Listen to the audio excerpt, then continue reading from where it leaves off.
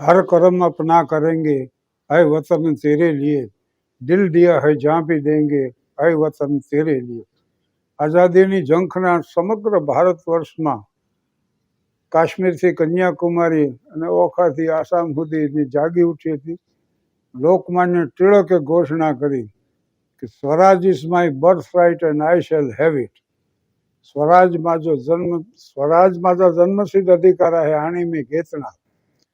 સ્વરાજ મારો જન્મસિદ્ધ અધિકાર છે, હું મેળવીને જ જંપીશ. આમ ગાંધીજીએ એલાન કર્યું, કરેંગે યા મરેંગે.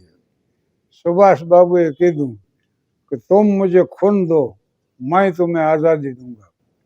આવી સમગ્ર ભાવ અને વિરાટ જ્યારે જાગે છે ને ત્યારે દુનિયાની કોઈ તાકાત એને ગુલામીની જંજીરોમાં જકડી નથી શકતી. આ આખો માહોલ જ્યારે સમગ્ર દેશનો હતો ત્યારે એક એવા લોખંડી પુરુષના એવું વિશાળ વ્યક્તિત્વ છે કે એને આવરી લેવું તો શક્ય જ નથી, પણ થોડી વાત એના વિશે કરવાની ઈચ્છા છે. અને સ્ટેચ્યુ ઓફ લિબર્ટી જે છે, સ્ટેચ્યુ ઓફ લિબર્ટી ન્યુયોર્કમાં છે, એવું આ સ્ટેચ્યુ ઓફ યુનિટી ઇન્ડિયામાં, પણ દુનિયાની મોટા મોટી પ્રતિમા. અને જેટલી ભવ્ય પ્રતિભા હતી એવું જ ભવ્યનું સ્મારક બન્યું. આમ તો સ્ટેચ્યુ ઓફ યુનિટી જે છે ને એ આપણા માનનીય વડાપ્રધાન નરેન્દ્ર મોદી સાહેબનું સાકાર થયેલું સ્વપ્ન છે. થોડી વાત સરદાર સાહેબ, કારણ કે હમણાં 11 ઓક્ટોબર 2023 સરદાર પટેલ યુનિવર્સિટીમાં પદ્મશ્રી વ્યાખ્યાન શ્રેણીમાં મારું વ્યાખ્યાન હતું અને મને મોમેન્ટોના રૂપમાં સરદાર સાહેબની નાનકડી પ્રતિમા ભેટ આપવામાં આવી. ત્યારે ઘણા સંસ્મરણો જે વાંચેલા હોય, વિચારેલા હોય કે કોઈ પાસેથી સાંભળેલા હોય તો આમ ચિત્રની જેમ એક પછી એક આવી ગયા. 31 ઓક્ટોબર છે આજે. 31 ઓક્ટોબર 1875 સરદાર સાહેબનો જન્મ થયો. પિતા ઝવેરભાઈ, માતા લાડબાઈ, અને આ દંપતીને 5 પુત્રો અને 1 પુત્રી. એમાં ચોથું સંતાન એટલે સરદાર સાહેબ. અને ત્યાં કરમસદ પૈતૃક ગામ છે એમનું, અને ખેતીવાડી, એટલે ખેતીમાં જ એમનો તો ઉછેર જ થયો ત્યાં. એટલે ખેતીવાડીનું બધું કામ કરતા, ઢોર ચારવા, નીરણ નાખવા, કાપણી, લાણણી બધું.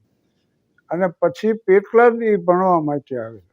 એ 22 વર્ષે મેટ્રિક જમાના એ પાસ કરી અને પછી ડિસ્ટ્રિક્ટ લીડર એવું ડિસ્ટ્રિક્ટ લીડરની પરીક્ષા પાસ કરી અને ગોધરામાં શરૂ કરી દીધી વકીલાત.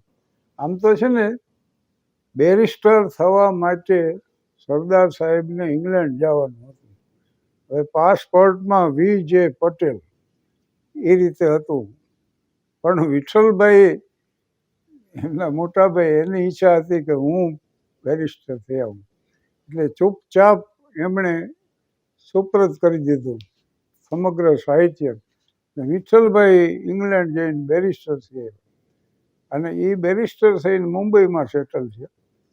ત્યાર પછી સરદાર સાહેબે તો ડિસ્ટ્રિક્ટ લીડરની પરીક્ષા આપી, ગોધરામાં શરૂ કર્યું, વકીલાત શરૂ કરી, કમાણીએ સારી મંડી થવા. અને ધીરે ધીરે એને પાસે પોતાને તો બેરિસ્ટર થવું હતું, એટલે રકમ એકઠી કરવા માંડી.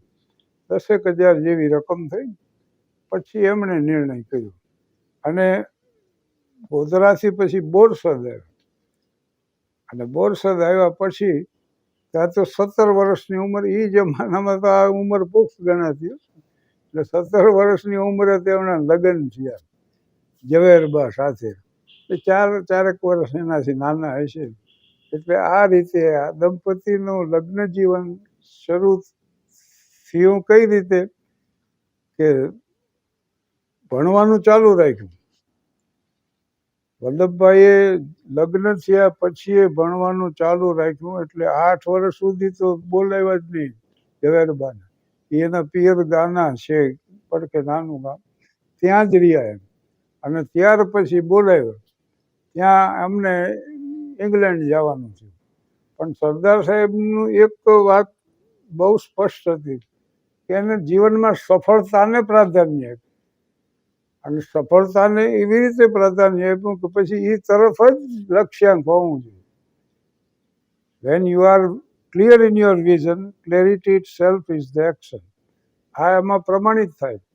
એટલે ઇંગ્લેન્ડ પહોંચ્યા અને એમણે સંપૂર્ણ ધ્યાન પરીક્ષા ઉપર જ આપ્યું. પરીક્ષામાં કઈ રીતે પાસ થવું, સારા ગોલ્ડ મેડલ લઈ ફર્સ્ટ ક્લાસ પાસ થઈ અને પછી આવ્યો. અને પછી અમદાવાદ, પછી તો શિફ્ટ થઈને અમદાવાદ આવ્યા. પણ અદ્યતન એનો બંગલો, મુંબઈથી ફર્નિચર મંગાવ્યો, વેસ્ટર્ન ટાઈપ જીવનશૈલી વેસ્ટર્ન ટાઈપની હતી. સૂટ ને બૂટ ને, સિગરેટ પીતા, 555 પીતા સરદાર સાહેબ. અને ફર્નિચર એવું સજાવ્યું, કસ્તુરભાઈ લાલભાઈ ખુશ થઈ ગયા કે આવી ઓફિસનું ફર્નિચર ને આવું તમે બીજે ક્યાંય જોયું નથી. એટલે ટૂંકમાં વૈભવી જીવન એમનું હતું આવું. અને એ જમાનામાં મહિને 40,000 રૂપિયાની પ્રેક્ટિસ. એટલે આ જમાનામાં આટલી રકમ, એટલે કેવું એનું જીવન હશે. ગુજરાત ક્લબમાં બ્રિજના શોખીન હતા સરદાર સાહેબને. બ્રિજનો ઘણો શોખ, અને બ્રિજ જે આણતા છે એ રમત એમને ખ્યાલ છે. સ્પેડ, હાર્ટ, ડાયમંડ અને ક્લબ. બ્રિજની વાત નીકળી તો અમારે અહીં રામાનંદ થટે સાહેબ હતા પરશુરામ પોટરીમાં, અને એમણે આ બ્રિજની અહીં અમને શીખ્યું અને પછી રમ્યા બહુ. ડૉક્ટર ઘનશ્યામ રાણા, દિલીપસિંહ રાણા, પછી હું, નિરંજન રાણા અને દલપતરામ જોશી, અમે થટે સાહેબની આ જતા રમવા. મજાની રમત છે, પણ સરદાર સાહેબની આ પ્રિય રમત હતી. અને 1915માં ગાંધીજી ભારતમાં આવ્યો, અને 1916માં ગાંધીજી હારે સરદાર સાહેબનો મેળાપ થયો. પણ ત્યાર પછી આ રમતની એની દિલચસ્પી ચાલુ જ રહી છે 30 વર્ષ સુધી. પણ પછી તો એટલું બધું વ્યસ્ત જીવન હતું કે એમને ક્યાંય મળ્યું જ નહીં, સમય જ ન મળ્યો. 1914માં કંઈક અહમદનગરની જેલમાં પાછા રમ્યા હતા, બહુ ગંભીરતાપૂર્વક રમતા. અને એ વખતનું એમનું જીવન સિગરેટ પીતા જ પાછા. જ્યારે ગુજરાત ક્લબમાં મહાત્મા ગાંધીજીનું પ્રવચન યોજવામાં આવ્યું ને, ત્યારે સરદાર સાહેબ બ્રિજ રમતા. પણ એમણે જ્યારે 16માં સંપર્કમાં આવ્યા ત્યારે એના સંસ્મરણોમાં એને લખ્યું છે કે એનાથી પ્રભાવિત શું કામ થયા. ગાંધીજીની એક જ વાત હતી કે જેવું વિચારવું એવું જ બોલવું, અને જેવું બોલવું એવું આચરવું. સરદાર સાહેબને એમ થયું આ બીજા બધા નેતાઓ માથે એને બહુ વિશ્વાસ નહોતો, એટલે કાર્ય પદ્ધતિ એને આકર્ષી નહોતી. પણ આને જોઈને એમ લાગ્યું કે આ માણસ સાચો છે. એને દેશ સેવા માટે સર્વસ્વ ન્યોછાવર કરી દીધું, અને એની પાસે એક સ્પષ્ટ ચિત્ર છે આખા લડતનું. એટલે પછી ધીરે ધીરે નિકટ એના સંપર્કમાં આવતા ગયા. અને એક તબક્કો તો એવો આવ્યો, સત્યાગ્રહ શરૂ કરવાનો હતો બારડોલી. પછી ગાંધીજીએ તો શરત કરી હતી કે પૂર્ણ સમયના લોકસેવકની જરૂર. અને આવી મોટી ઢીકતી કમાણી. વચેલા પિરિયડમાં શું થયું કે વિઠ્ઠલભાઈ એના પહેલા આ 5 ભાઈઓ, જે 6 સંતાનોમાંથી બે જ આવ્યા જાહેર જીવનમાં. વિઠ્ઠલભાઈ દેશ સેવામાં. એટલે એ વખતે તો જે કમાણી કરતા ને એમાં પોતાનો પરિવાર હલાવવાનો. વિઠ્ઠલભાઈ સમાજ સેવામાં લાગી ગયા એટલે એનો ખર્ચ નિભાવવાનો. પછી આ મણિબેન ને દયાભાઈ, 2 સંતાનો એના. 1904માં જન્મ થયો દયાભાઈનો, ને પછી મણિબેનનો જન્મ થયો. પણ વચ્ચે એક જો વાત કરી દઉં ને, તો એ વખતે લગ્ન થયા પછી પ્લેગનો ભોગ બન્યા સરદાર સાહેબ. અને એ અવસ્થામાં એમણે કીધું ઝવેરભાઈ કે તમે વયા જાઓ પિયર. અને રકજક થઈ પતિવ્રતા સ્ત્રી કે પત્ની પોતાના પતિને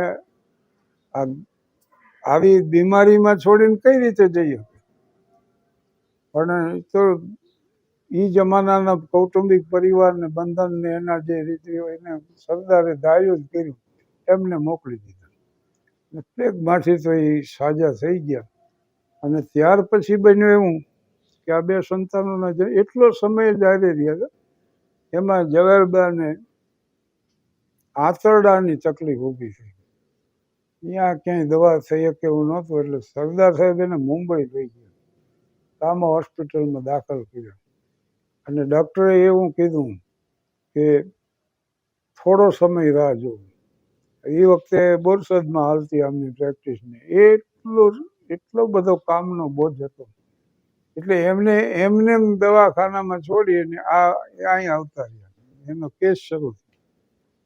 હવે સરદાર સાહેબ આવી ગયા અને ત્યાં એવી તબિયત કથળી ઝવેરબાઈ કે ઝવેરબાની તબિયત એવી બગડી કે ડૉક્ટરને ફરજિયાત ઓપરેશન કર્યા વગર છૂટકો જ નહોતો.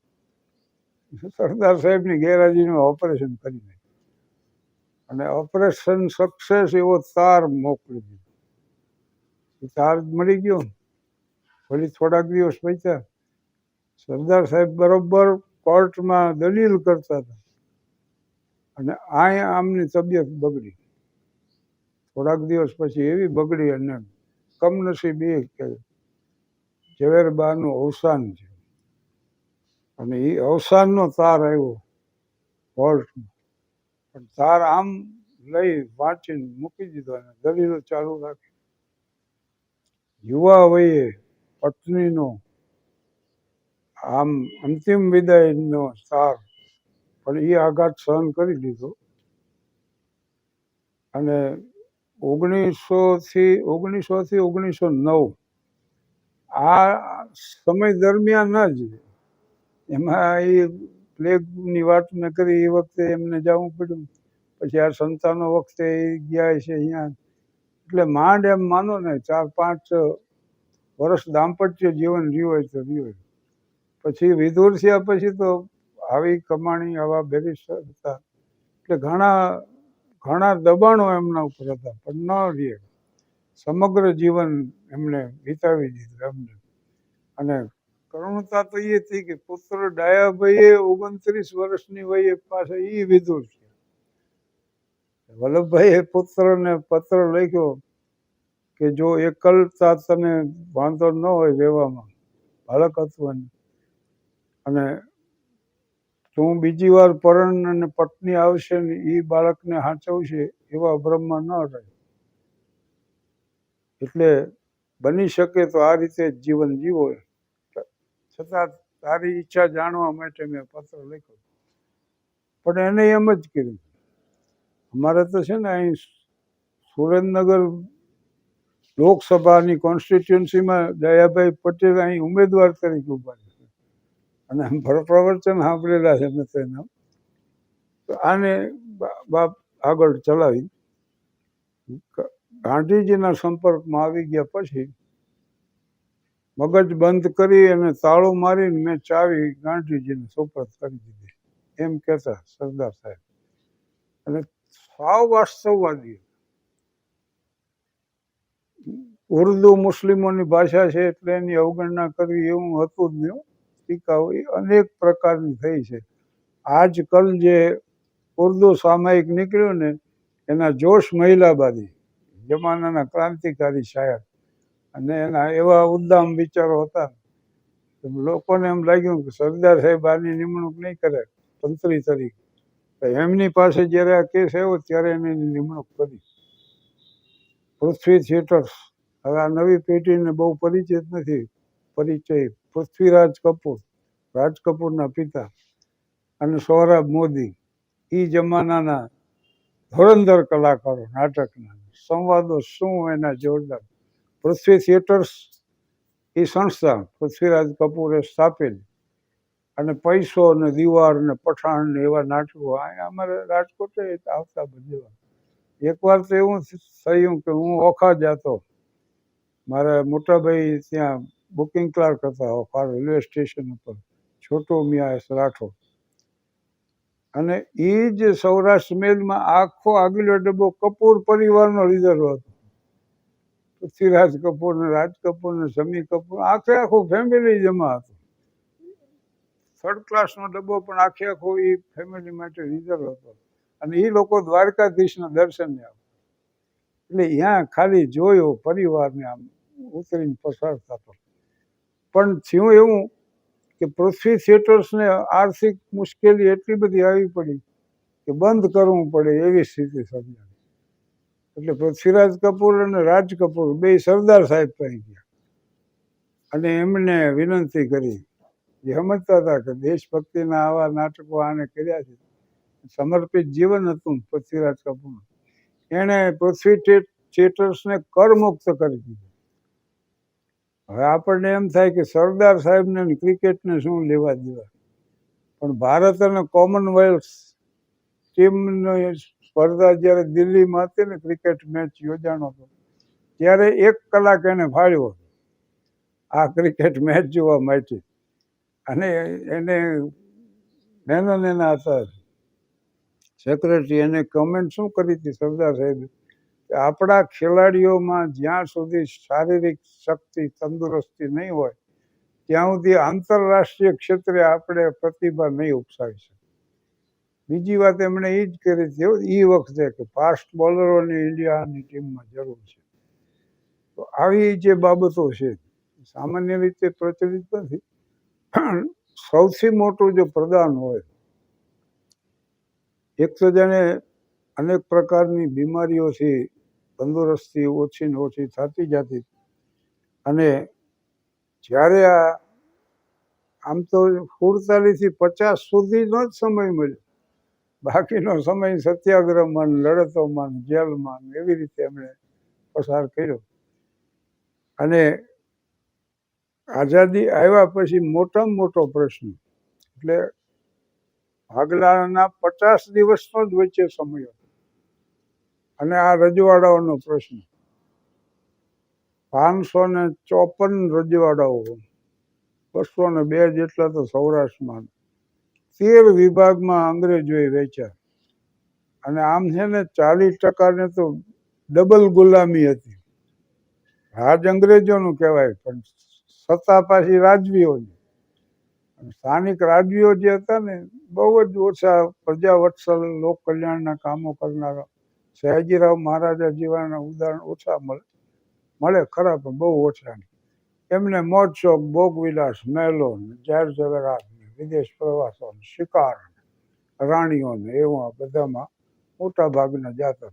તો આ તમામ રાજાઓનું વિલીનીકરણ કરવું એમના રાજ્યોનું, અને રાજવીઓ પાસેથી આ સંમતિ મેળવવી બહુ મુશ્કેલ કામ હતું. પણ મેનને સરદાર સાહેબને સલાહ આપેલી કે માઉન્ટ બેટનનો આપણે સહકાર લઈશું. સરદાર સાહેબ, કારણ કે રાજવી પરિવારમાંથી આવ માઉન્ટ બેટન છેલ્લા વાઇસરોય આપણે કામ એને સોંપવામાં આવ્યું આ ભાગલો. એટલે એના સહકારથી પછી આ પ્રશ્ન હલ થયો. એમાં પ્રોબ્લેમેટિક પાછા 3 રાજ્ય, ભોપાલ, કાશ્મીર, મહારાજા હરિસિંહ ઠેઠ સુધી સહી ન કરીને છેલ્લે સહી કરી. અહીં જુનાગઢ, મોહમ્મદ ખાનજી નવાબ.